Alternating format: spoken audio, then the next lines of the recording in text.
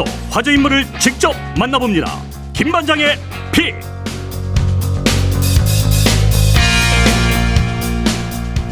한국과 미국 두 정상이 워싱턴 선언을 채택했습니다. 워싱턴 선언 앞에서 전해드렸지만 핵심은 세 가지입니다.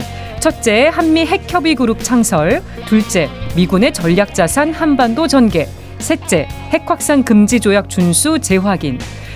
상징적인 의미는 크지만 실효성에 대해서는 평가가 좀 엇갈리고 있는 것 같습니다. 노무현 정부에서 NSC 상임위원장을 지내신 정동영 민주당 상임고문과 얘기 나눠보겠습니다. 고문님 안녕하세요. 네, 안녕하세요. 지난달에는 한일 정상회담 끝나고 모셨고 이번에는 한미 정상회담 끝나고 모시게 됐습니다. 큰 회담이 있을 때마다 저희가 이렇게 모시게 되는데 이번 한미 정상회담 한 줄 총평을 해주신다면 어떻게 말씀하시겠습니까? 여기 오면서 뭔가 긍정적인 얘기를 해줄 게 없을까 이런 생각을 했는데 의전, 이벤트, 그다음 대접은 참 화려했던 것 같아요. 분위기도 좋았고. 네. 그런데 가장 분위기가 좋았던 사람은 바이든 미국 대통령이에요. 미국 대통령은 기분이 좋았죠. 네. 그래서 사실은 이 정상회담 기간에 자신의 지금 만 81세인데요. 이분이 이 재선 출마의 배경으로 썼단 말이죠. 네. 바이든이 기분 좋았고 또 미국 국민도 바이든 대통령을 통해서 받는 그 미국의 이익 이익에 대해서 기분 좋았을 것이고 예. 지난번에 한일 정상회담에서 기시다가 기분 좋고 일본 국민들도 기분 좋고 근데 문제는 우리 국민은 어떻게 되는 거냐라는 거죠. 그러게 말입니다. 물론 윤 대통령 개인은 기분 좋았을지 모르지만 우리 국민을 위한 경제적인 또 안보적인 이익은 과연 확보된 것인가 그런 점에서는 외화 내빈이다 이렇게 생각합니다. 외화 내빈이다.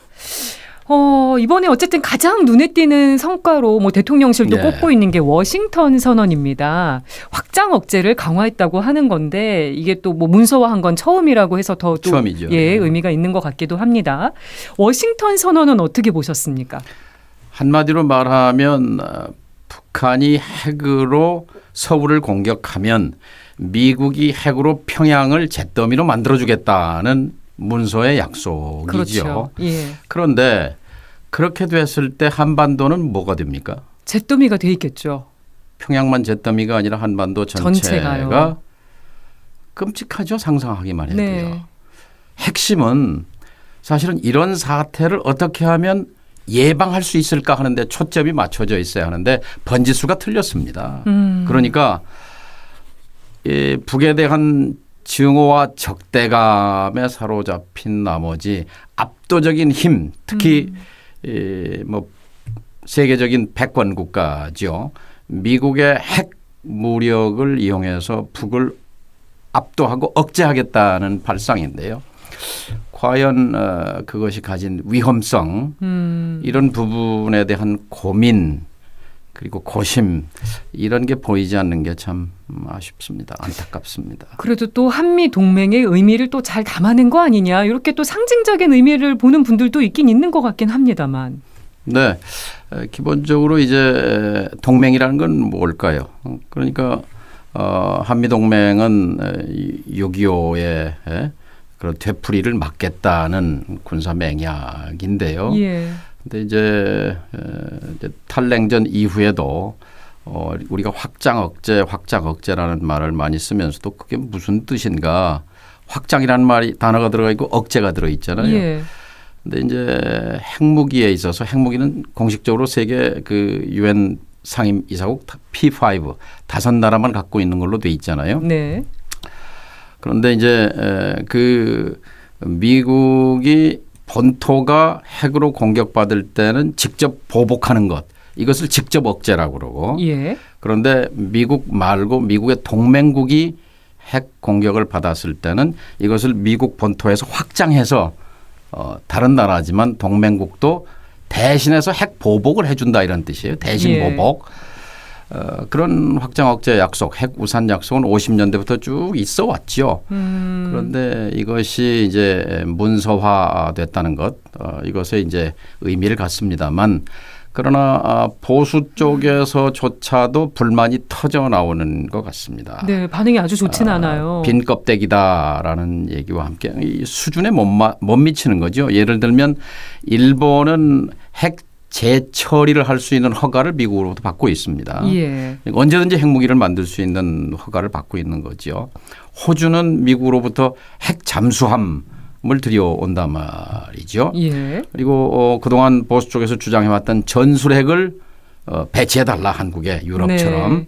나토처럼 아니면 우리가 핵무장을 갖도록 해주든지 또 아니면 뭐 나토식 핵 공유 뭐 이거보다 훨씬 더 강력한 그런 걸 기대했는데 사실은 그동안 특히 바이든 정부만 얘기하면 21년, 22년, 23년 그 기조에 있는 거예요. 네. 그것을 문서로 담은 거라서 보수 쪽에서 실망이 큰 것 같습니다. 그러니까 이게 확장 억제를 강화했다고 하는 게 우리가 미국의 그런 핵무기 사용 결정에 관여하는 건 아니기 때문에 그렇죠. 그런 실효성에 있어서는 보수 쪽에서도 부정적으로 보는 것 같네요. 예. 네. 그러니까 핵이 한반도 문제를 해결해 주리라고 생각하는 것은 환상입니다. 근본적으로. 그리고 어떻게 하면은 비핵화로 다시 비핵화의 과정으로 진입할 것인가를 고민해야 하는데 예. 이번 워싱턴 선언은 사실상 한반도 비핵화의 포기 선언이나 마찬가지예요. 그러니까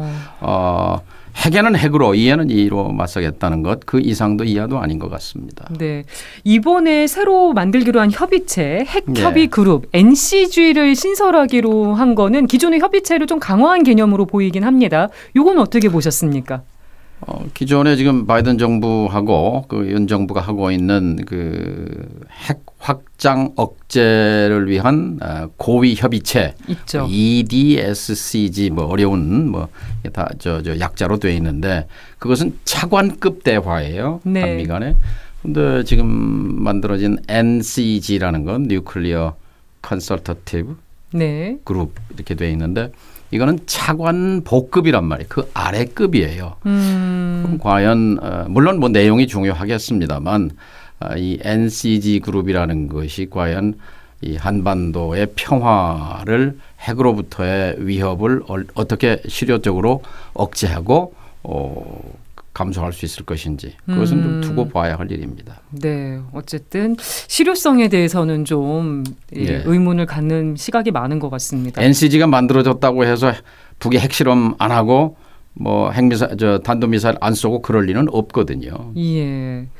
우리나라가 독자적으로 핵무장을 해야 된다는 의견, 또 전술핵 가져야 된다는 얘기도 계속 나왔는데 이번에는 이 NPT 준수 재확인이 되면서 이 부분은 확인이 된 것 같아요. 이제 그건 그러니까 어렵게 된 걸로요. 입장 바꿔서요. 미국 바이든이 그동안 제일 신경 썼던 게 뭐겠어요? 한국 내에서의 핵무장 여론이 높다는 것이 굉장히 그 신경 쓰였던 부분이거든요. 그런데 예. 이번에 윤 대통령이 요구하는 확장 억제를 위한 협의체를 해주는 대신 문서로 해달라니까 해주는 대신 그러면 당신들은 핵무기를 만지작거리면 안 된다 하는 얘기를 미국이 받아낸 거죠. 그러니까 네.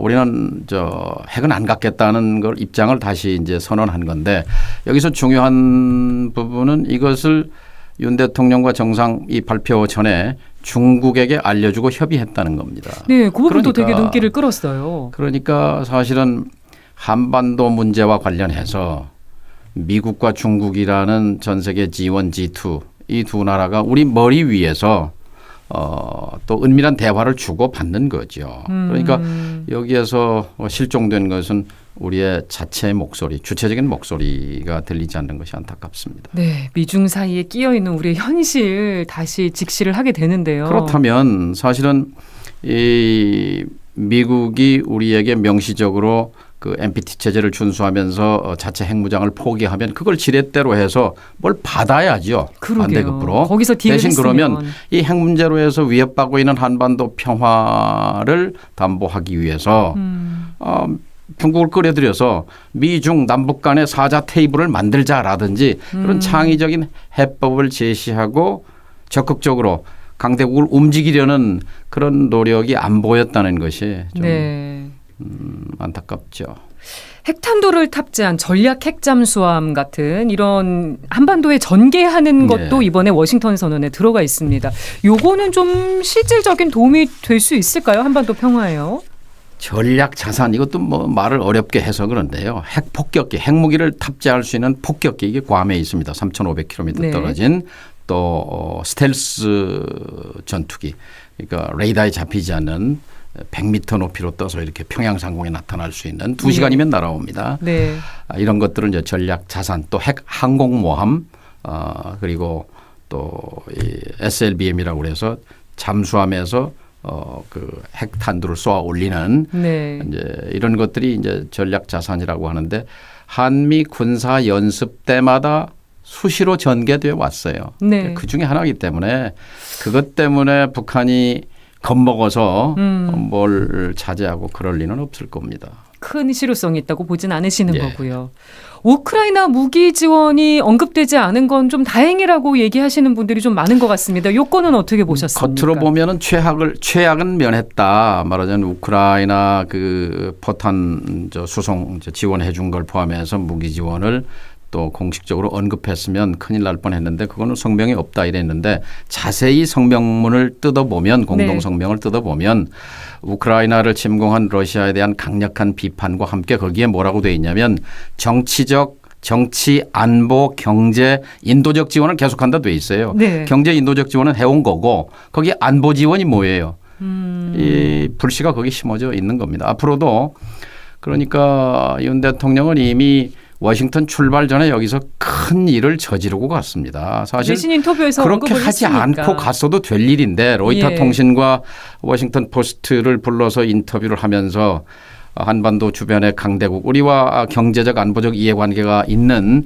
이런 러시아를 적대하고 중국을 적대하는 발언을 쏟아놓고 갔거든요. 예. 그런데 지금 저는 러시아의 삼성 모스크바 공장에 몇 년 전에 가보고 놀랐어요. 물건이 없어서 못 판다는 거예요. 그 정도로. 그럼 기업 입장에서 뭐가 됩니까? 또 현대 공장에도 가봤어요. 자동차 만드는 네. 거. 자, 러시아 시장 큰 시장입니다.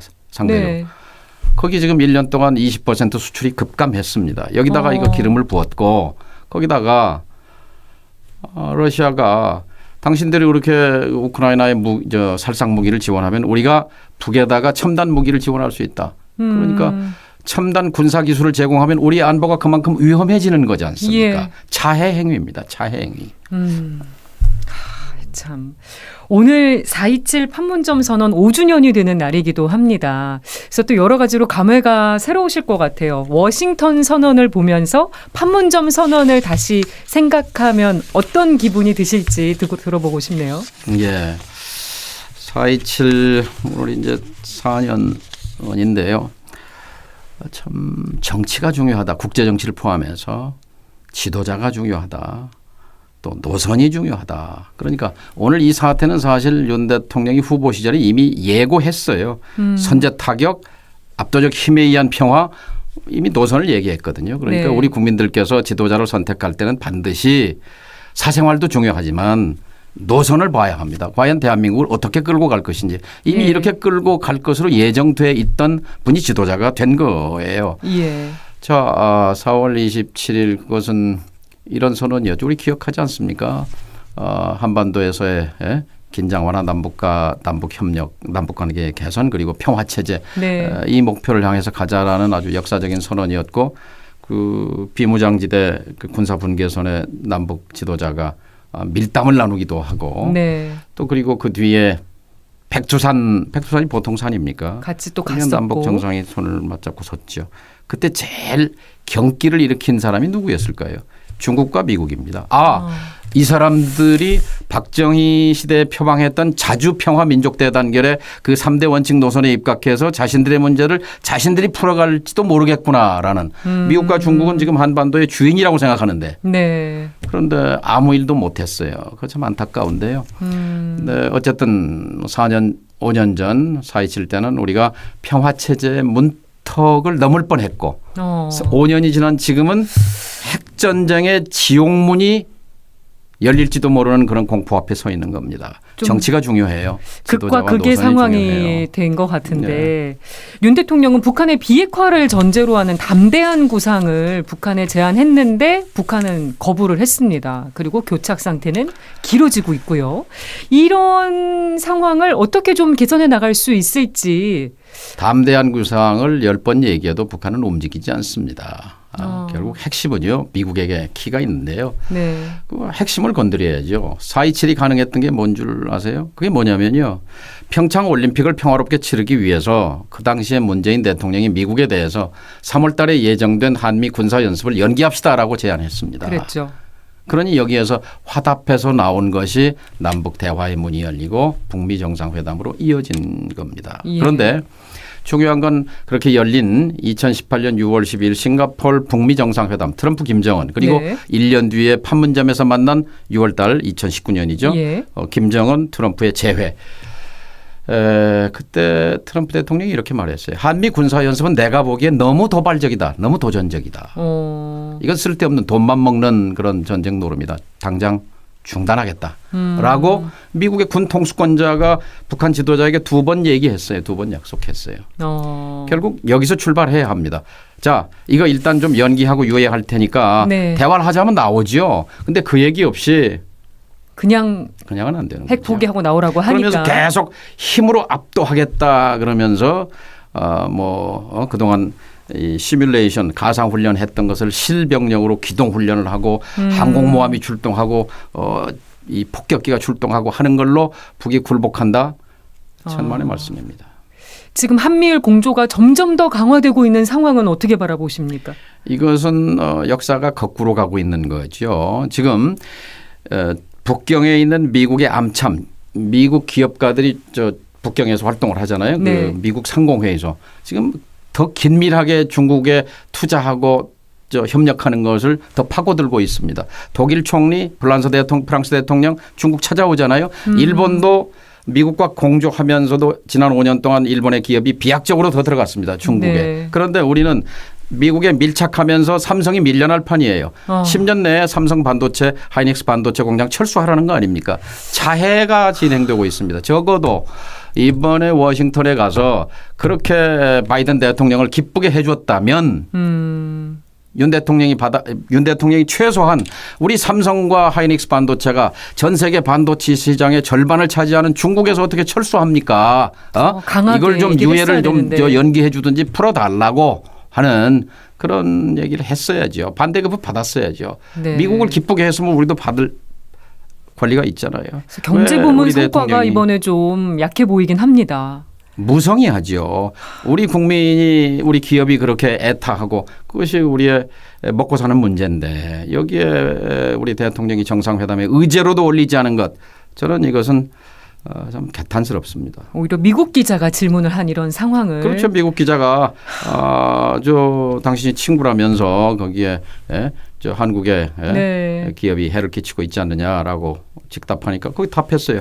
바이든 대통령은 미국 국민들을 향해서 선거운동했어요. 그 시간에. 그렇게 보였습니다. 봐라, 반도체 우리가 기술 개발했고 전에 40%까지 우리가 시장 점유했는데 지금 10%밖에 안 된다. 그러니 다시 반도체 일자리를 만들겠다. 한국이 협력하고 있지 않냐고. 그러면 한국에도 윤 대통령을 도움된다. 들러리로 세워놓고 미국 국민들에게 자기 선거운동한 거예요. 그렇게 도와줬으면 우리도 얻을 거 얻었어야지요.